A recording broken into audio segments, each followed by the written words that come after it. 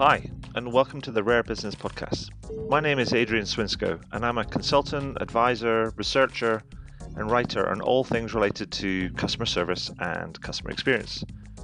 Through this podcast, I seek out and interview CEOs, entrepreneurs, business and tech leaders, and leading thinkers about what it takes to build organizations that produce better outcomes for both customers and employees in this fast-moving modern age that we live in. If this is your first time listening to one of these interviews, then welcome, and please do dive into the archives at adrianswinsco.com, as I've now completed over 250 of these interviews in the last few years. If this is not your first time listening, then thank you for returning, and I'll aim to do a good enough job to keep you coming back week after week. Anyway, that's enough from me right now. Let's get into the interview.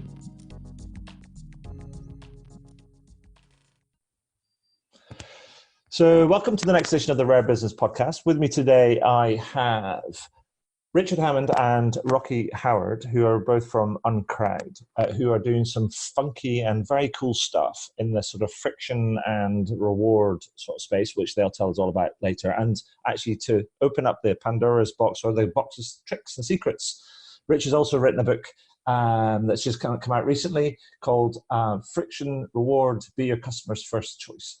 So gentlemen, Richard, Roc, welcome to the podcast. How are you doing?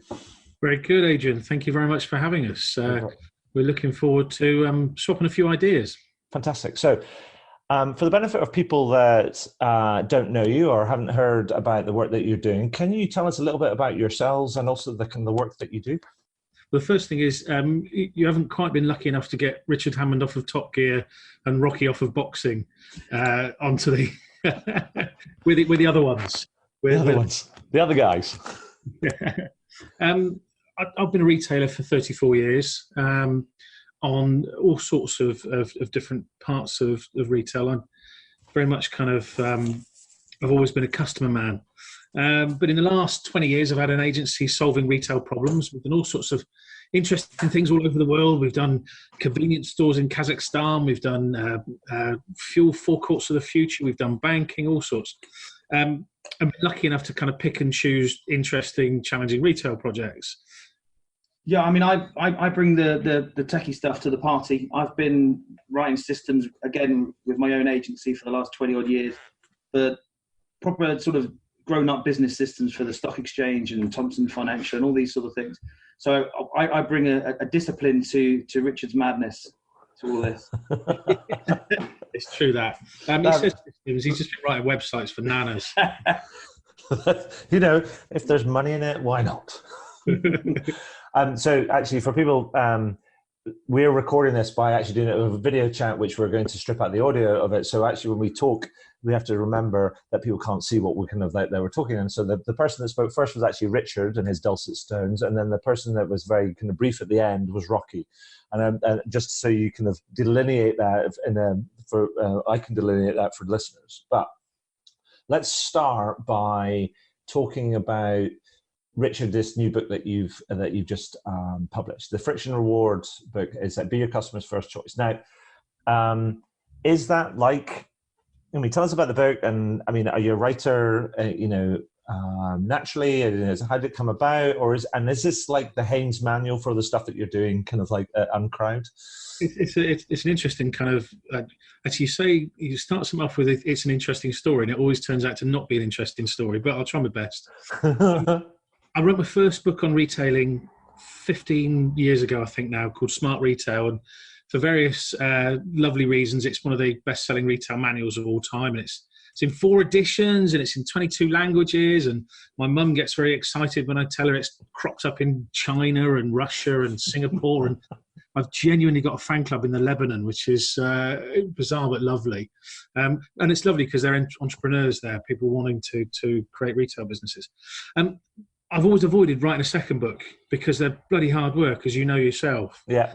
And I always figured I'd got my thing out. My message was I wanted to write about understanding retail from a customer's perspective.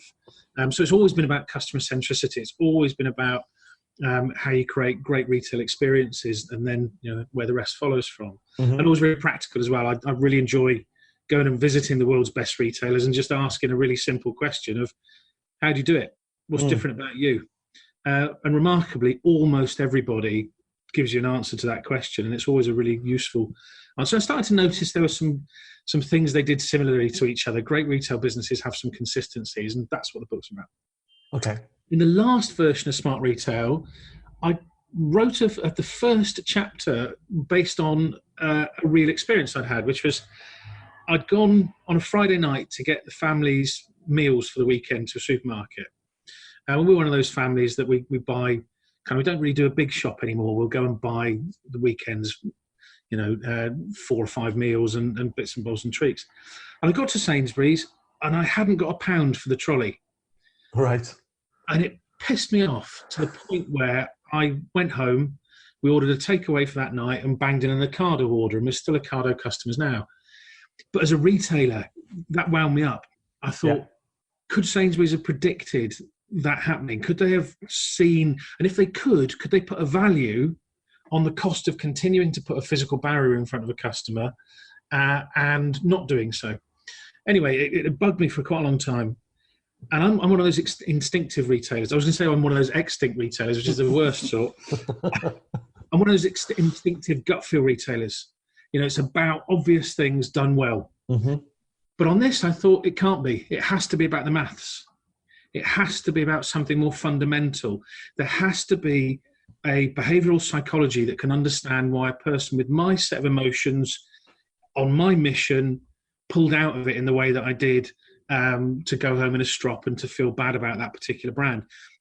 I searched for months for an answer to that, and eventually a combination of things, Jeremy Bentham's economics utility theory and Danny Kahneman and Amos Tversky's work on two-system thinking, it came together at the same time.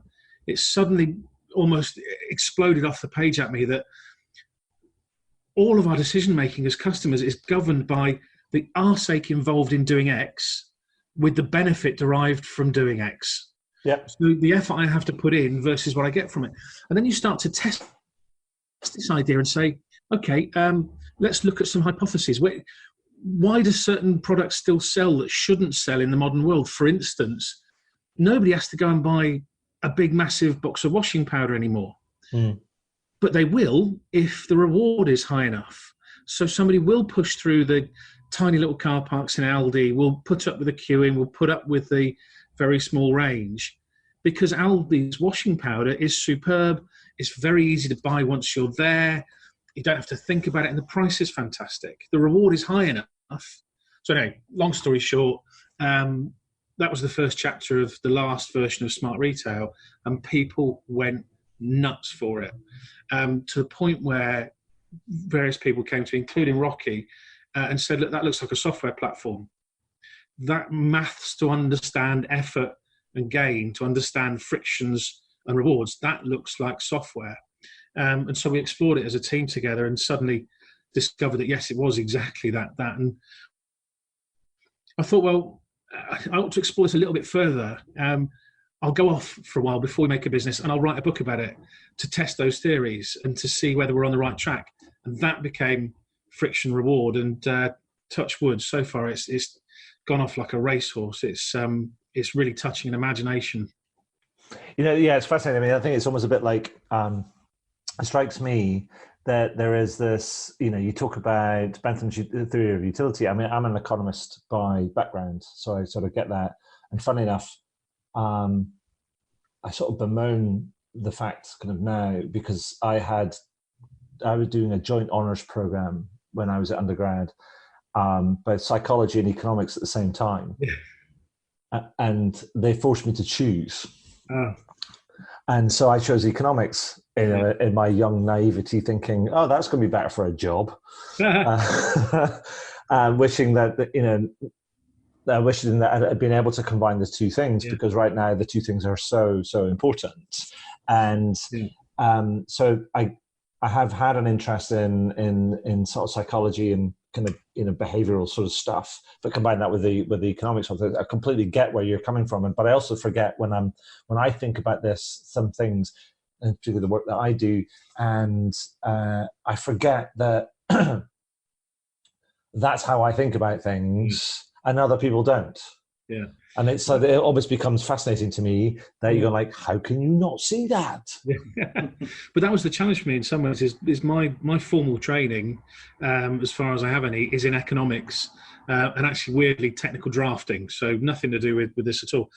And I loved economics because I came to it late and had to do the first part of my qualifications in a very compressed period of time. And it meant I could romp through it.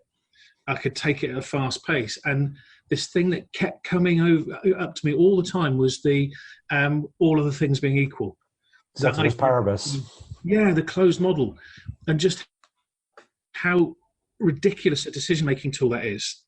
And, I was a student crying out for behavioral economics to start understanding the behavioral component of the models that we were creating. And actually, Kahneman and Tversky, their work is not based on marketing, or is not aimed at marketers, is not aimed at, but it's a marketing manual. Their perspective on decision-making processes, once you put it over a set of maths, is staggering, the power inside it. And to the point where I genuinely don't feel that Rocky and I have invented something. I feel like we're the archaeologists who've dug this out of the sand.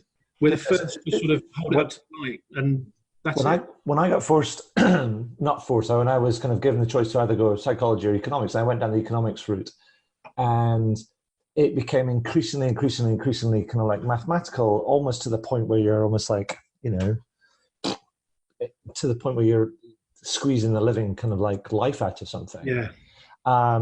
And the thing I got frustrated with me, that you think about, classical and neoclassical, kind of whatever you kind of think about the different kind of models, they all have this thing, ceteris paribus, other things remaining equal, or this this idea that thinks about at the very center of it, it's like rational economic man. And I'm like going, well, that shit doesn't square.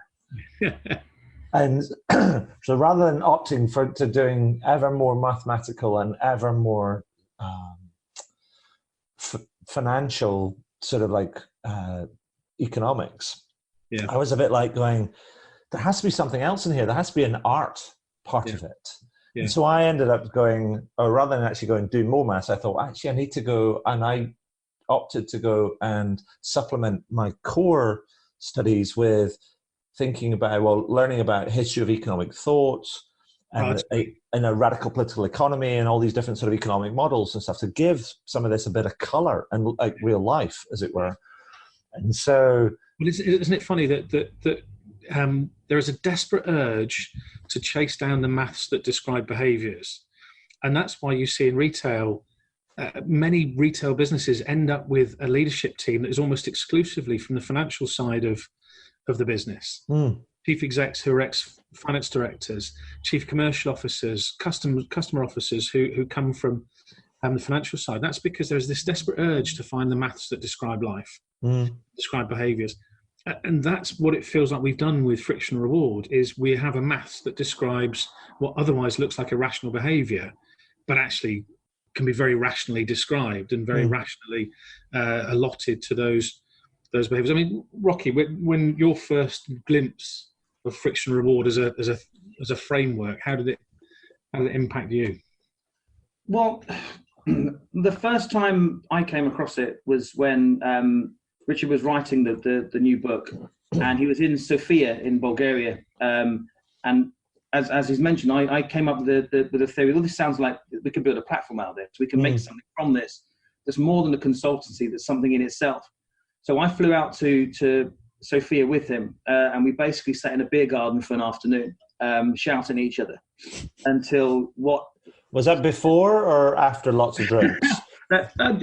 Before and after, and during. He says it was a week in a beer garden. Yeah, it was a week in a bit, but there was a big breakthrough where all of a sudden, I always felt that there was something missing. There was something that we weren't quite grasping technically, and to create something as simple as this in a platform was going to be just out of our reach, just frustratingly too far away. But then just one afternoon in particular, it just cracked. The way that we worked out a way of storing things, and we got very technical about it before we started shouting. And it just suddenly came to life. And then from that moment, basically, we've been full speed ahead, running away with all the things that allows us to do. Now we've got that sort of thinking.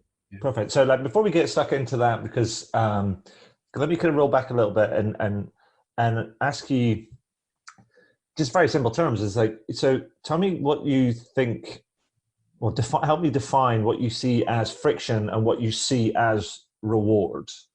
Because that's like that's sort of almost like right at the very heart of it. Because otherwise, I mean, because a lot of people kind of like use lots of big words that, it's engagement and transformation, all these different sort of things that get banded around all sorts of industries all the time, and people go and nod knowingly and almost make an assumption that we're all in agreement as to what it means. Yeah, I mean, it's really interesting that we've had the first year of the business has been almost going through the philosophical arguments of what sits where, what's the real definition of each level of the mechanism. And it's many ways, what we've come up with is incredibly straightforward and simple. The value is in having had the time and the space to think about those relationships. And we've got to a definition which is really nice and clear, is friction is anything and everything that is in between the customer and them achieving the mission that they've set out to achieve. Now, mission is a problematic word because it suggests a militaristic plan. That's not what I mean at all. Mission could be as simple as, I'm vaguely thinking that I'd quite like something nice for my lunch. Right. That can still be a mission. So friction is everything that gets in between me and doing that. And reward is, so friction are the inputs. It's what the customer has to put into the journey. Reward is everything you get out of having done it in a particular way. Right. So the reward is unique to that way of solving that particular shopping mission. So if I decide I'm a bit hungry and I'm going to go over to the Thai restaurant opposite our office for my lunch today, the friction for that is very, very low. It's right outside the office. There's a health friction, which is a bit of a problem, that I have to go through convincing myself that I can have a big meal for my lunch. On the reward side are all sorts of things. The reward includes something that feels a little bit of more of an occasion to me. So although another friction is I've had to wait for that rather than be able to pick it up straight away off the shelf. The reward is it's incredibly tasty. On the price side, it's more expensive than a sandwich, but I know how much it's going to cost me. So on the reward side, it's not negatively impacting. So it's as straightforward as that. Friction is inputs, reward is outputs. Okay. And because the thing that particularly in the kind of experience kind of world, there is this kind of meme right now, and I get kind of like mixed up between like memes and trends and tropes and kind of all these different things. I think the right word is meme, where everybody's talking about friction free, right? Yeah. Now I say that's fine. We should try and take the grit out of things, obviously, because my head is like grit is like this, the annoyances, the irritations, all that sort of stuff. But there is this possibility that people that go when everybody talks about friction free, it means like all friction all the time, take it all out. My question would be is like going, does that really hold? And is all friction bad? Because like if you think about the natural world and you think about physics and stuff, and sometimes you get things that rub together and that can be bad, but then things that rub together also can have made fire in the beginning. The thing is, you're right. Some frictions are good, some frictions are bad, but each friction has a level. So there's a level of tolerance. Right. So travel time is a very straightforward one. We will travel long distances. We'll get on an airplane and go to Florida to go to Disneyland if we think the reward from doing so is high enough. Or we'll battle through the queues at Alton Towers, or we'll not bother to go to a Tesco's that's half a mile further away than an Asda, because we're broadly getting the same back from both of those businesses in our particular mission. The key is not to make those judgments before you've actually done the maths. Right. The key is to say, what is the combination of all of the frictions and all of the rewards in a given mission when a customer's feeling in a particular set of emotional constructs? Once you know that, you can then start to confidently say, well, actually, we were thinking of working on cutting queuing time down because that's a friction. We were thinking of cutting it down by half. But it looks like customers are quite happy tolerating what's going on there, providing we invest in this, and this elsewhere. So instead of spending 15 million on reducing queues, we can put 5 million into this, I don't know, whatever it might be, improving our range or changing the way our advice works or working on curation.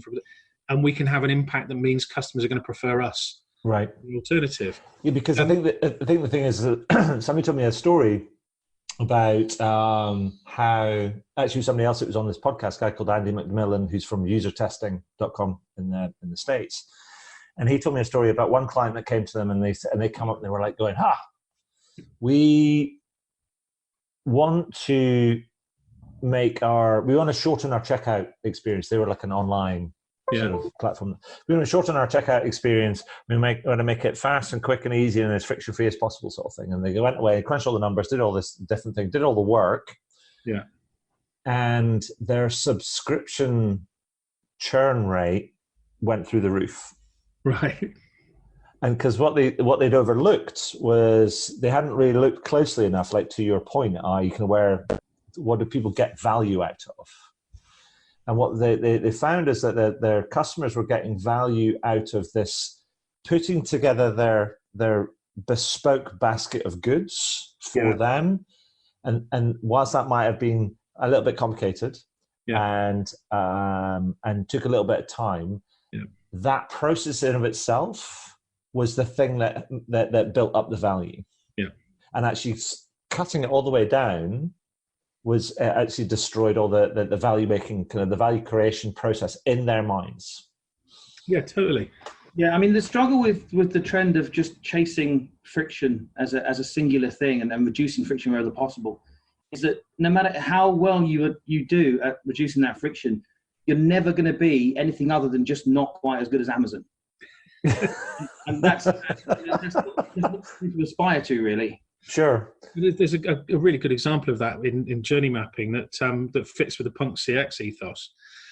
If you do the journey map for buying and owning a pair of proper made in England premium Dr. Martens, your journey map, very simplified journey map, goes: number 1, buy Dr. Martens. Number 3, have the most incredible, comfortable boots you ever owned in your entire life. Don't want to wear anything else. Sure.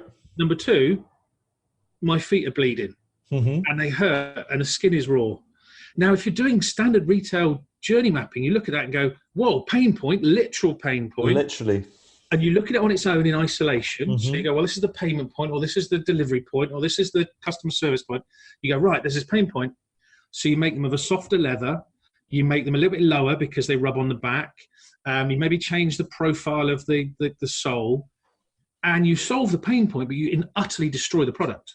Yeah, and then like further down the kind of the use case, when you have the kind of ones with the yellow stitching, and the yellow stitching gets kind of slightly dirty, and then people are distraught about the idea that my yellow stitching is kind of distraught, and then they go, and then they'll kind of redesign it to mean that it's not cotton stitching anymore, and they'll make it out of nylon or something that's easy to kind of and it'll just destroy the aesthetic. Yeah, totally. And there are so many examples like that. And there are lots of examples from retail and from customer experience design where customer journey mapping in particular, customer journey mapping is good at spotting the big, obvious areas to investigate. But if you then make a decision based just on the journey map, you quite often end up taking out things that actually customers are moaning about, but really don't care. There's a great example, and I feel bad saying it because they're an ex-client, but one of the cinema chains, the big main mass market cinema chains in the UK, if you look at their customer satisfaction by touch point, by journey point, the curves all match each other. They all look the same. Yeah. You have these 3 major cinema chains with broadly the same curve that essentially is customers' attitude to multi-screen cinemas rather than customers' attitude to X versus Y versus Z.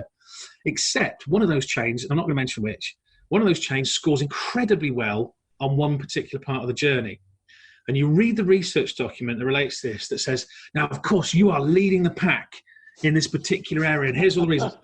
The particular node that they lead on is what's called return to foyer, where after you film, you've wandered back to the foyer. Who gives a shit? Who gives a shit about that part of the journey? But because it was the one variance to the other 2 chains, and I could see the poor sod in the research agency, the account manager. I could see him sitting there, or her sitting there, going, oh, "I've got to make something of this, because otherwise, what's the point?" And you see that all the time. And so we were as frustrated by those tools as everybody else. As a retailer, I was frustrated by NPS. I was frustrated by customer effort score. I was frustrated by just CSAT. But surely all of those things, right? The thing, your frustration you're talking about there, it all points to you're just not that different. Well, and also none of them are actually explaining what it's really like. Yeah. For a specific customer trying to do a specific thing when feeling a specific way. It's all too general. Yeah. It's either one-sided. There had to be it had to be encapsulating. It had to, if there was to be a metric that was useful at all to understand preference, it had to describe the entirety of that experience. Otherwise, it's useless. I mean, I think because the thing that you also saying that, if I just going quickly back to the book, the thing that you also kind of say in the book is how it relates the friction reward sort of dynamic, that balance, as it were, is that it's good to apply that thinking to sort of strategy, because that's where you get the real sort of almost the real benefit. Because rather than just being a tinkering thing that you're fixing this and fixing this and fixing this, actually, if you look at it more of a meta level, which when I read that in the book, how that kind of angels started to sing, because I was a bit like, that's one of the things that frustrates me about many of the businesses that talk about experience and service and centricity and all that type of stuff. Because you can go, okay, so what they understand what their business or corporate strategy is, or their market strategy or whatever. And then you ask them what their service or experience strategy is and how does it enable and complement that, and they'll look at you and just go, and who's at the heart of the business? and so you end up with this, some people get it, but many don't, because then they don't understand kind of what what does that journey kind of look like, and what is the human bit, what is technology bit, and how does it change across different sort of different parts of the journey and for different groups and so on and so forth. And not many people have gone down to that level of sophistication. And one of the ones that have and that have shown incredible success in it is Target in the US. Right. Target have done this very straightforward thing, which is they've said, okay, we need to understand better what it's like for different customers to shop us in different ways to achieve different things. They've not quite used friction reward yet, and that's a conversation we'll have at some point. But what they've done is essentially say, let's innovate dozens and dozens and dozens of times in a year. And I think something like 256 innovations were introduced to the stores in 2018. Right. Of which it only, I think, I'm guessing on this number, I can't remember exactly what it was, but it was less than 100 of those turned into a service that stayed. Yeah. Then you go, so they've done 100 new things that have stayed into the business in that year, and they've had far more wins if you're able to cover far more bases like that. But if you're not using the right tools, that scattergun eventually kind of blasts itself out, because you have so many dead ends that you end up, it becomes dispiriting, and that's not the way human beings innovate. Human beings need to feel that there's a pot of gold at the end of the rainbow. There's a light at the end of the tunnel. Whatever other metaphor you need, there is my effort has an end goal to it. And again, that's part of what we've done with friction reward indexing. Is friction reward indexing does something that no other metric does. Every other customer preference metric says there's a fire, and that's it. And you kind of go, well, NPS, tell me where the fire is. NPS goes, no, part of the glory of NPS is you've got to work it out for yourself. Okay, we've all burnt to death. What we needed was a metric that was able to say, there's a fire and it's exactly there. That's the place where the fire's burning, and here's what the fire's made of, and here's what you need to use on it as an extinguisher. Here's all the, it's this old adage of, it's way easier to find buried treasure if you know where it is. And that's what we've tried to do.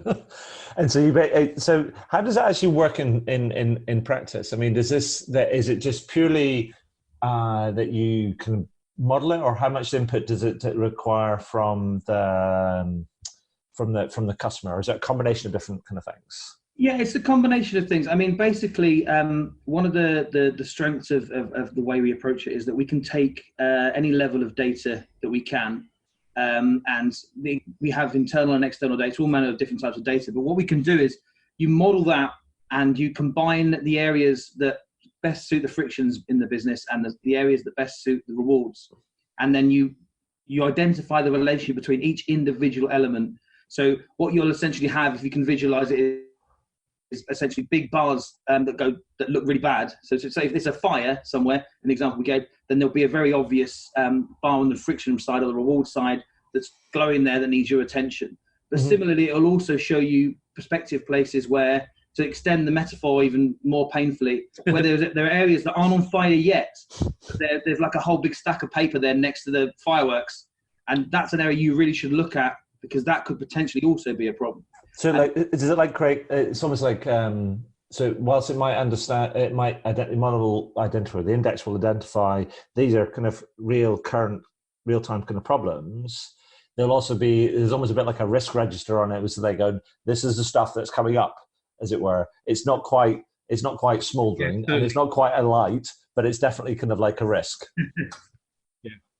Well, and it's also because you can switch off and switch on a number of biases. So status quo bias, loss aversion, and trend bias. Because most people suffer or experience a degree of those biases in their decision-making, you have this lovely little progression which goes, okay, we can see from the numbers that for this type of person with this, in this particular mood, trying to do this particular thing, for that person, their best option is Tesco's. And they're currently shopping at Morrison's. Now, never does somebody then immediately, through some magic process, suddenly start shopping Tesco's. One of their friends says, oh, you like such and such. They tell them about something, and that person tells them something that makes them think, oh, Tesco's might be my best. But they don't change behaviour that time. And then the next time they don't. And then they find themselves in a situation where it forces them to go to Tesco's because Morrison's haven't got the thing they want. And then they find that experience works better for them. And suddenly, they're then part of that switch, they're then part of that churn from Morrison's to Tesco's. So if you turn off those biases, what you're essentially looking at is the future. You're looking at what will happen once all your customers have experienced their alternatives or have become aware of your alternatives. Now, if you're Thomas Cook, for example, and it's a tragic case, but if you're Thomas Cook, you hope that these millions of customers, these 150,000 customers who are currently stranded, we're recording this on the day that Thomas Cook very sadly went down. If you're Thomas Cook, you go, hopefully my customers won't notice the internet exists. Hopefully my customers won't notice that there's cheaper and easier ways of doing the thing that I've just helped them to do. Well, that works for a while, and then it doesn't. And again, that's essentially what our index is doing, is it's saying, here's what happens. Now, in financial services, those biases are really long. In grocery, weirdly, they seem to be relatively medium term. But in things like my choice of lunch... I was just going to say, was that so how have you been able to... So I understand all the different types of customers and the kind of the biases and stuff, but then the actual modeling of it, I mean, have you... How do you come up with those kind of benchmarks as well? Those kind of biases? Is it that you've actually just looked at the kind of like, you kind of create the model them through the existing kind of data, and then that gives you kind of like a basis to work on, or how does it work? Exactly that. You start with a basis, and then a base hypothesis, and then you challenge it. Right. So for any given client, we start with a set of hypotheses, run it for a period of time, start looking at actual experience versus hypothesis, various bits of primary research to check those things. But also part of the initial calibration and the Wild West fun of it for us is the last year and a half reading deep academic papers, understanding and exploring every source of idea and information on this, and trying to pull together a credible picture of what we think might happen. But then every now and again we put out we call it a provocation, which is where we've run the numbers on a real world situation. And each time we've done that, and a lot of this is still under NDAs and all sorts of hefty things, but we did one, without naming names, we did one on a supermarket where one of that supermarket's rivals got in touch with us to say, look, this thing you're saying you're running the numbers on for them, where our numbers ran totally counterintuitive to the prevailing wisdom in retail. This other retailer had said, look, this other grocer said, we did that quietly in 20 stores last year. Your numbers are exactly what happened. And so then the hairs rise on the back of your neck, and you go. And what was interesting about that one is my personal expertise, my confirmation bias said that a bad thing should happen in this given situation. Our numbers said, actually, it's not going to play out the way you think it is, Rich. It's all right, this situation. It's okay. And it's not a bad strategic change for that retailer to go through. Well, because I know it's a real shock when your own data. Well, I know, because you can have said, like, on your site, on the Uncrowd site, you say every customer insight question we throw at friction reward indexing generates truth, shocks, and gold, sort of thing. And I looked at that and was like going, okay, fine. I mean, tell me about the shocks. Tell me about the kind of the gold. You've just kind of, alluded to kind of one of it. But it's like, because I think that's the thing for me is like, I know personally, I'm fascinated by this because it speaks to kind of the part of my brain which goes, ooh, that's fascinating. That's fascinating. Yeah. And it's also kind of like deep in kind of understanding and actually seeing something which challenges kind of what you might think or gives you another way of looking at it is always interesting. But actually the people that I know there's some people that might be listening to this that are just as nerdy as I am about some of this stuff. But there's also a bunch of people that are practical professionals going like, just give me the answer. Tell me what to do. Like, tell me why I should pay more attention. So if you can give me a couple of examples of like stuff, this kind of the shocks and the gold and that sort of stuff, obviously sanitized versions because it's kind of early in the day. And we expected to take this platform to retailers and for retailers to say, oh, okay, we want, now you've given us the tools, we want to go and have lots of fun and play with this. Almost everybody we take it to says, this is amazing. Can you also tell us the answers? And you kind of go, okay. Which is disappointing because we've just spent 6 months on our side designing this lovely user interface, and then can you just? Yeah. So, well, thanks. massive granularity. We can take it down to one store in bloody Letchworth on a Saturday afternoon, and anyway. But that's besides. But some of the shocks are quite interesting in that we've only recently, the last couple of months, we've introduced a few little games based on the modelling engine that we've produced. If you can imagine, we've got essentially a whole bunch of sliders on each side that allow you to stand and muck about with a situation. So we model an entire situation, again, through the filter of a particular type of person trying to do a particular type of mission, fit in a certain way. And it's one of those things that's very addictive because you end up thinking, well, I can see the solution to this. That big bar there needs to be removed down. So if we make that bit better, they're going to be much happier. And then the beauty of the modeling engine is that you move that bar and then nothing happens. And you sit there and think, well, okay, maybe it's broken it. But it's a case for that bunch of sensitivities, it may look like you need to do something obvious. Yeah. And then you turn out that you move one other bar by one block and it makes the whole world a lot better for this person. And it's that level of finding this stuff out purely based on the numbers and the weightings and there's loads of, the algorithms, God knows what else behind it. That's what's really exciting. And to give you a real example, we're very honoured and pleased to be deeply supported by Microsoft now. And Microsoft took us in along with 9 other global startups to one of the world's top 10 retailers, a grocer, a couple of weeks ago, which was amazing, incredible experience. We were very much the wild cards. We were the earliest with the least amount of funding. We were up against 3 businesses that had more than $100 million in the pot. All those lovely things. Anyway, we figured that if we were going into this grocer, we should run some numbers on this grocer and on a real world situation. And I'll be honest with you, right up until 3 days before it, I was sitting there going, I have no idea what I'm going to tell them about. I can't think of it. I just couldn't find anything in my head. And eventually I thought, sod it, I'll just run the numbers.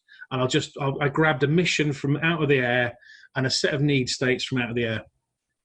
And we ran it, and we discovered an opportunity for this grocer to steal a shopper mission from a rival that would make them £31 million in additional operating profit over 3 years. And it just emerged in the numbers. That's the shock. I wasn't looking for it. It was just running it and looking and watching.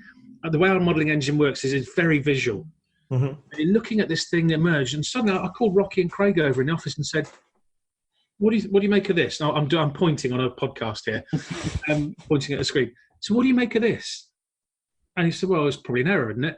So we went through, looked for an error, no error, absolutely bang on. And it was as clear as day. And when we presented it to the client, a lovely thing, we were selected as the best presentation of the day and all sorts of things. And I think it was because we found something that had a practical outcome from a very theoretical idea. So we were able to say, do these very basic things in reducing a couple of frictions here, but actually mainly it was in increasing some of the reward side elements. Do these things here, and you have a really strong chance of pulling this particular mission away from this rival that are very good at this particular mission, but you could be even better at. You know, the fascinating, just listening to you then and thinking about your friction reward sort of balance is, and applying it to the grocer that you were speaking to. Yeah. What you've done is you've gone, there's the reward. You've reduced the friction by telling them these are the things that you can do. And then you've made the value proposition really simple. Yeah. You've gone like, so rather than going in and going, I'm going to sell you something, and then you've got to figure out how to do it, it's like, I'm going to tell you kind of what you can get by doing X, Y, and Z. And therefore the reduction in friction is like, you don't have to do that thinking because our model's done that for you. And we've gone further than that. You mentioned the AIs. Well, no, that's the struggle with now the friction reward is something that we talk about a lot. Now everything in the world is bloody friction reward. It's a case of, shall I have a bath or not? What's the friction reward of it? So I have my 6-year-olds asking me friction and reward questions on whether they should go to bed or not. It's just ridiculous in how to go through it. And you've unleashed a kraken. Yeah, it's a kraken. On exactly that subject, the moment I knew we'd got this right was when my father said a particular thing. Now, my father is a self-made man. Pulled himself up by the bootstraps in the 70s, built a fabulous business, very profitable. Spends most of his time living in the Bahamas on a boat, all this sort of stuff. My entire consultancy career, the one thing he would say to me when he would ask, how's work going? I'd explain some wonderful client I was working with, some problem we were working on, and he would go, well, that's ridiculous. Why can't they do that themselves? And you go, well, it's not that they can't, Dad. It's just that sometimes you need to be external to a problem to see it. Well, yeah, it's just stupid. Why are they paying? Oh, okay. So I've had that my entire professional career. I sat down with Dad for Sunday dinner the other week, and he said, you bugger, son. All right, here we go. What have I done now? He said, I can't stop thinking friction reward. I'm obsessed with it. And he described 2 examples. One was just in his paper shop in Burford, going to get his local paper. But then he talked about, he loves Garmin. He has Garmin devices for his boats, and he's very fixed to Garmin. And he said this incredible thing. He said, I realised there are now better tools than the Garmins that I love. Mm-hmm. But get this, Richard, I needed to work out which map I needed to buy with my latest handheld Garmin. And I phoned up, and there was a person called Martin. And Martin took me through, blah, blah, blah, this experience. And Martin actually said, no, you don't need the maps that with the extra detail on, because they don't work on your screen. You need this lower level. He said, now I know Martin costs money, but I can see that the value in Martin is the reward for customers like me who become evangelists for the brand. And you go, Christ, it's taken 20 years, Dad. but with that, and it was that there's a fundamentalness to it that is just making my, the hairs on the back of the neck go up, because there's a fundamentalness to this description that it provides for behaviours, even when behaviours seem irrational, like liking a brand when there's a better alternative. So just for, to make it clear to people, and whilst, because I know you've been talking about retail a lot, it's just not just about, this is not a retail exclusive thing. I mean, this is like for everybody and everything, right? Yeah. There should just be a way of thinking about what you're trying to do and how you're trying to do it. And it's almost like it's like going to the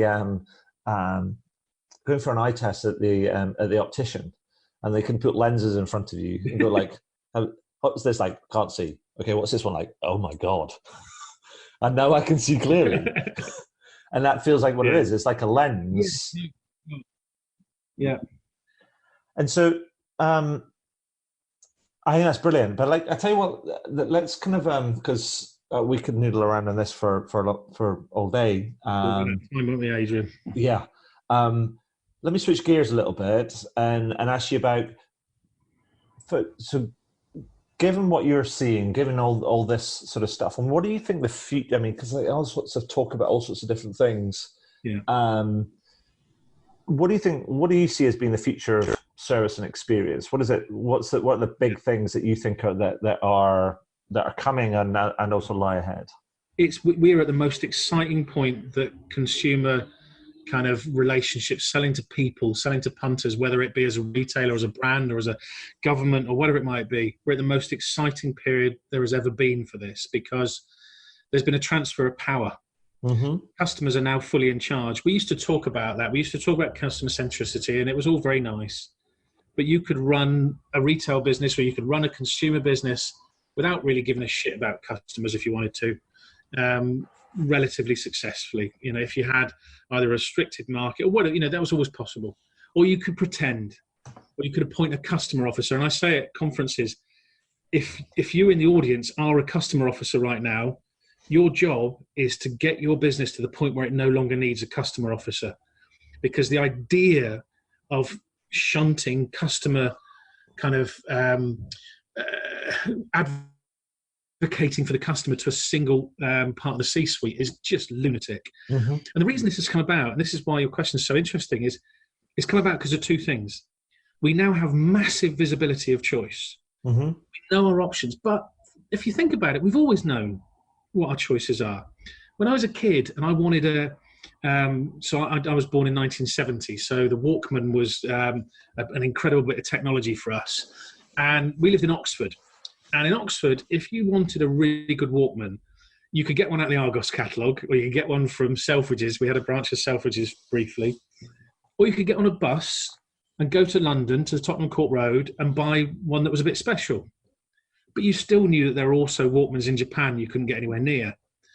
So you had understanding that your choice was wide, but your ability to access that choice was very high friction. And that's the second thing that's happened, is we've got massive visibility of choice. We've got incredibly easy and safe access to those choices. If I want that Walkman now, I can get that Walkman from Japan without any risk to me as a customer. Obviously, It's not a Walkman anymore. It's some, I don't know, something bizarre and strange that I've not even thought of. A special edition Nintendo Switch, for example, which is something, we're both video gamers. And there are controllers with, if I go down this rabbit hole, I'll go far too far. But we can get the Japanese limited edition with no risk, no effort, tomorrow. Yeah. And that's what's changed, because it means that the customer's ability to choose away from a retailer or a brand is almost infinite. Mm. Isn't there a thing though in all of this, because it's like because you talked about behavioral science and psychology and understanding all these different sort of things, and the modeling and seeing kind of that friction reward sort of like kind of payoffs and things. Now, in the Punk CX book, I wrote this thing. It was like Spider-Man's Uncle Ben sort of said to him, "With great power comes great responsibility." Yeah. I mean, is that also kind of a looming sort of thing that people have to think about? Because you've got all this access to all this insight and all this data and modeling and everything else, and it's a bit like, you know, to mix metaphors, you could be like the Wizard of Oz behind the curtain, sort of pulling all the levers and things. Yeah. Is that a risk, or is that just come with the territory? It comes right back to something I wrote in the very first version of the book that I believe passionately, is we can have really good, important, principled arguments about political structure and the way in which we run our countries and our societies and our cultures. But right now, we're in a capitalist structure. Mm-hmm. I would hope for it to be a much more regulated capitalist structure, but that's me personally. And a feature of capitalism is that taxes pay for education, mm-hmm. medicine in this country, thank God, that pay for infrastructure, that pay for opportunity, that pay for a safety net to pick people up when they need it, that pay for defense of the realm and all those things. And the way we generate those taxes is through consumption. Yeah. So to be involved in finding ways to make consumption happen sustainably and thoughtfully, very important. But to make sure that consumption happens is an honourable thing to do, because that pays for hospitals and schools and education and for better opportunities for all. Changing the system is a whole other podcast, and there's some really good arguments for it. But that's where we are right now. And understanding that manipulation, it is manipulation, is something that retailers have to be cautious with. Some brands choose to do appalling things with it, and I'm, again, not naming names, but the way that some fast food businesses in the past would wrap up a healthy message in a fresh message, and would make a customer think something was healthy when it was really just because it had a slice of lettuce in it, is an interesting subversion of that kind of power. But I think we're getting past that now, because customers, we've never been stupid. Yeah. Customers we've had less access to the truth, and finding out the truth of a given situation is much more straightforward now. And you've asked a really good question in your other podcasts about, what's a punk approach to CX? And one that I was thinking of is Lush is a really good example of a brand that has a punk approach to its customer experience, in that their authenticity drives non-commercial decision making. So they closed stores last Friday for the global strike on climate change. Yeah, that's punk CX, because that's essentially saying, yeah, it'll hurt our business. Yeah, responsible thing to do, but at the same time knowing that in doing that generates bankable goodwill with the kind of customer they want to sell product to. I couldn't agree more. I just wrote a version of I've got this Punk CX newsletter. It just went out the day that we're recording this. And I talked about a similar example, which was Paddy Power's Save Our Shirt campaign, which started with kind of like Huddersfield Town, where they started with a bit of a spoof, but actually went, no, none of that. Actually, we're going to give the shirt back to the fans. We're going to take all the branding off it, and we're going to do it that way. So it's almost a bit like, even though they are, there's a bunch of football teams that have followed suit, as it were. But even though they are main or key sponsor or title sponsor for Huddersfield Town, they've chosen not to exercise their right to put something on the front of the shirt, because then so it's almost like going, this is for the fans. Yeah. We are not going to take up our option on doing that, because we believe that this is something that the fans have been asking for, and then they've done it. But it also physically cost them a lot of money as well, didn't it? They had to pay a fine for having that big sash across the shirt for that friendly game. Yeah, that was a bit of a spoof, but it got everybody's attention, sort of thing. Absolutely, it was worth it in the end. But I mean, they had to physically pay pound notes for it. Yeah, absolutely. But I think, absolutely right, Rocky and Richard. But also to your point is that some people may call it cynical or calculating, whatever. And yes, you might say it is, but actually, what they'll be known for is this idea that you gave us our shirt back. And you made it not an ad board, as it were. Yeah, I think people see through cynicism much more easily than they did in the past. But also, I think in the past, we knew that somebody was behaving badly, but our options were limited sometimes. And so you go, well, yeah, I know so-and-so. Like, there was a great bit of research that was published in The Sun last week that talked about 50% of all consumers will now not shop a brand that is not ethically and sustainably involved. You go, that's bullshit. It's just not true. It's just not true. It's the customers, the research company, it's the real answer. The question they've asked has had that answer. Yeah. That's customers sitting down going, well, yeah, no, I probably shouldn't, so I'll say no. Instead of, and then what we do is we go, oh yeah, I've run out of petrol, so I'm going to pull in at this petrol station that regularly like to, I don't know, throttle swans and make its fuel out of dead fish or whatever. Because that's how we are. But at the same time, when there is that groundswell of opinion, it drives longer term change. Mm-hmm. So that 50% of customers saying, I won't shop a non-sustainable, non-involved, ethical business, that might be 10% or 15%, but the expression of that hitting half of all people surveyed starts to drive a change and keeps driving a change, and you end up with something better at the end of it. So there is that interesting gap. That's another thing that the platform exists to do, is to find the gap between the lies that customers accidentally tell us. They don't mean to, but they tell us an idealized version of things, and actually understanding through observation and through KPIs and through understanding some very base prime data and performance data, what are people actually doing? What's the difference between the gap between saying and doing?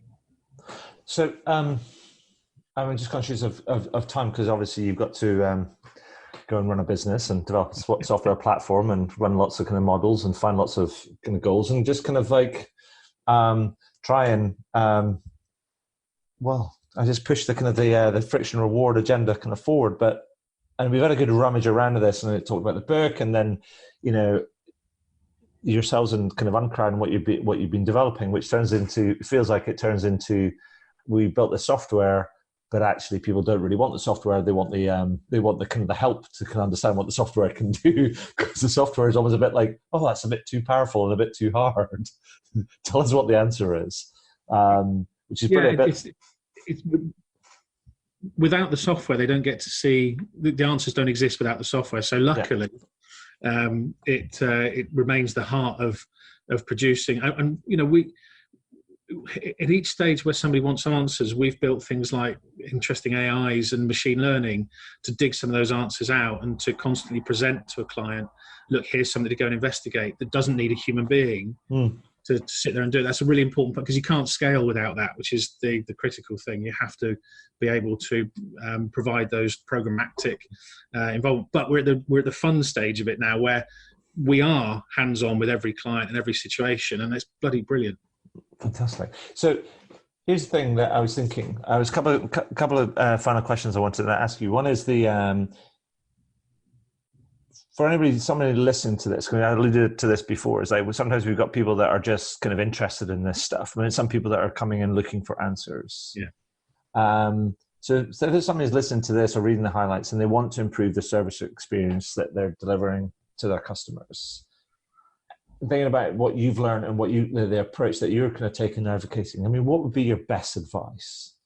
There's all sorts of ways into it. I wrote the book for a very deliberate reason, which was I wanted to put the basic structure of the metric out there so that anybody could have it. Mm-hmm. I didn't think it would be right to make it proprietary. So understanding friction versus reward, there is a bunch of templates and mechanics in the book that you can get hold of and download as well. There's some links in the books to it.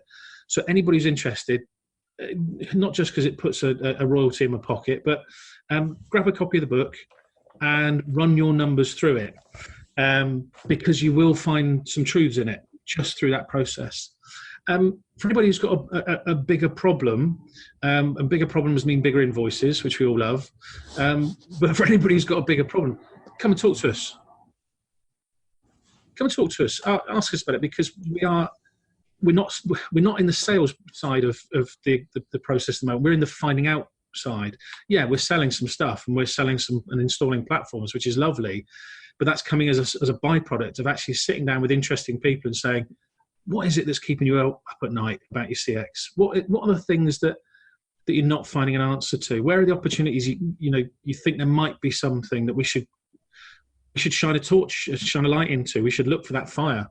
We should look for that pile of boxes underneath fireworks that Rocky was mentioning, which is a really nice way of storing fireworks. Well, but they've been there forever. And is do that. And what we're finding when that happens is we're right back to the first thing you mentioned. We are finding shocks and truths and gold in just sitting down and talking about these things and running the numbers through the platform, and which we can do very efficiently. And we keep finding stuff where we go, I've been a retailer nearly 40 years, 38 years, 34 years. I'm getting my age going crazy now. Since I was a young teenager, and I thought X was Y and black was white, and it turns out I was wrong. And we've discovered it by looking through this particular friction versus reward lens. And at nearly 50, that is one of the most exciting things I've ever experienced in my otherwise very dull life. Thank you for that. So one final thing from me is, so I've been doing this, like I mentioned before, you mentioned it as well very kindly. I got this new book out called Punk CX, and I've been doing this ongoing piece of polling research, you could call it. Yeah. It's like one or two people at a time. And I've been asking people for their view on, what one or maybe two words they would use to describe a punk approach to customer experience. So I wanted to throw that over to you, gentlemen, and say what sort of one or two words would you use to describe that?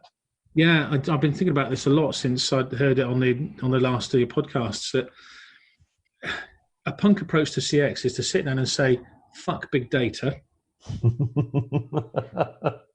Because one of the reasons we exist at all is that people have been bogged down by massive swathes of data without really thinking about what the question is they're trying to answer.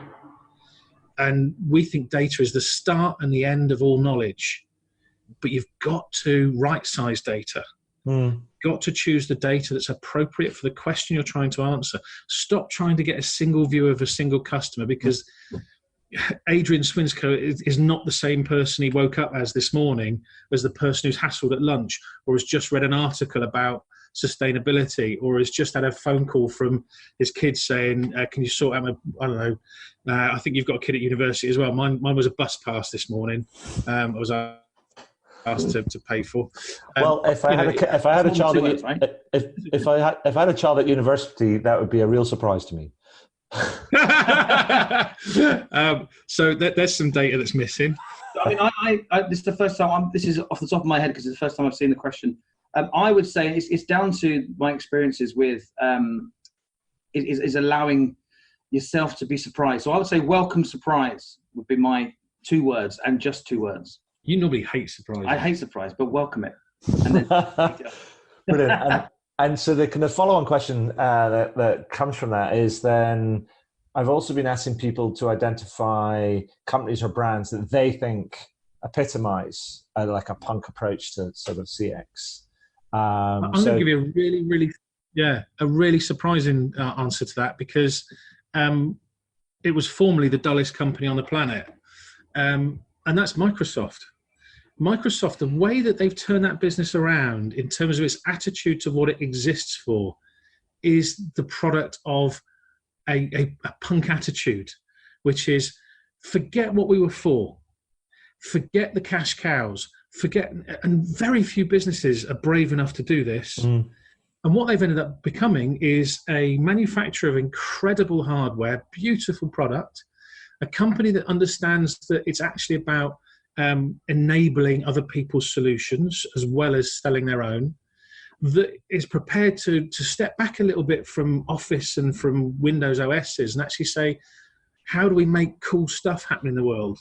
It's you know, if Brian Epstein was a very dull, classically minded, and George Martin was a very dull, classically minded producer, and the Beatles were around, which is very pre-punk, but they were a bit like Microsoft in their ability to say, do you know what? There's a better way of there's a change coming that's going to smash everything we've taken for granted. And very few companies. The flip side is Nokia. Nokia were the Microsoft of telecommunications, and now make switches to go into telecommunications hubs. They did used to. They did start. So Microsoft are the Beatles.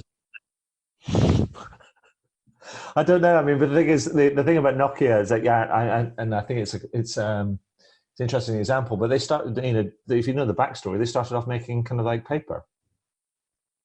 Yeah, playing cards and things. I mean, and another one, Nintendo is another one that is very much punk, which is just find the delight. The best punk thing for me at the moment, and it's in one of my passions, which is craft beer and brewing. Right. It's easy to say BrewDog, which I still have they have a place in my heart, even though they're losing their way slightly, maybe. But the amount of breweries that are opening up just within 2 miles of where we're sitting right now in King's Cross, the punk attitude of brewing these days is so refreshing in that everyone's just making what they want to make. Yeah. They're not going, well, we need a lager, we need a pale ale. They're just going, I'm going to do a raspberry sour ice cream, whatever. And people are buying it, and people are loving the freedom in it. So and it's an industry that's really enjoying that sort of punk ethos. Well, I tell you what, you would love this. I was with Hannah, my wife, in Brussels a couple of weeks ago, and they had like the Belgian international sort of. Well, I don't know if it was even international. It was the Belgian Beer Festival, and I think it was like they had this. It was in the Grand Square, had this big tents, and had this list, and it literally was like a I don't know, there must be hundreds and hundreds and hundreds and hundreds of beers in there, and they're all Belgian. I don't think there was one non-Belgian beer on there. No. But it's like that.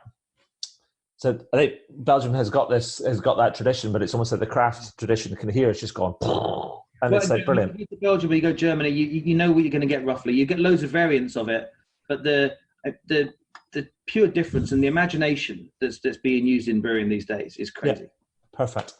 And it's now made me really thirsty, even though it's afternoon. It's nearly it's not far from beer o'clock, really, Rocky. No, not really. We got a fridge full of. Rocky, Richard. I mean, I think that's probably enough for today. Given we finished on whetting our appetites for having a beer in a few minutes. But I just want to say, first of all, Richard, congratulations on the book, because I know how hard it is to produce one of those sort of things. Congratulations, both Rocky and Richard, for setting up, pulling all this kind of stuff together, kind of uncrowd.uk, just to and to change the conversations there. I mean, I mean, tip my hat to you about the success that you've had right now, and the success you will have in the future. I think it's a really important addition. I'm excited because also it's from these shores, and mostly I'm talking to people doing kind of crazy shit from kind of like outside these shores, largely from the US, kind of whether it's New York or Boston or kind of like, California or something. So it's nice. It's nice to talk to people that are, just effectively down the road from me, that are going to go and shake up this industry. So fair play to you. Well done. Thank you for kind of like sharing your time and your experience kind of with me today. That's been awesome. It's been an absolute pleasure, Adrian, and thanks for taking time with us. We, as you can probably tell, we love talking about this. Friends and allies. Perfect. Well, that's it for another interview. I really hope you enjoyed it. Now, every time I complete one of these interviews, I learn something new, and I try and incorporate that new learning into my writing, my speaking, my workshops, and the consulting that I do for my clients. If you're interested, you can find out more about how I work with clients over at adrianswinscoe.com. But one final thing before I go, please consider heading over to iTunes or whichever podcast platform you choose to use, and do leave a review. Every little helps, as they say. Anyway, that's all for now. Thank you for listening, and do listen in again. All the very best.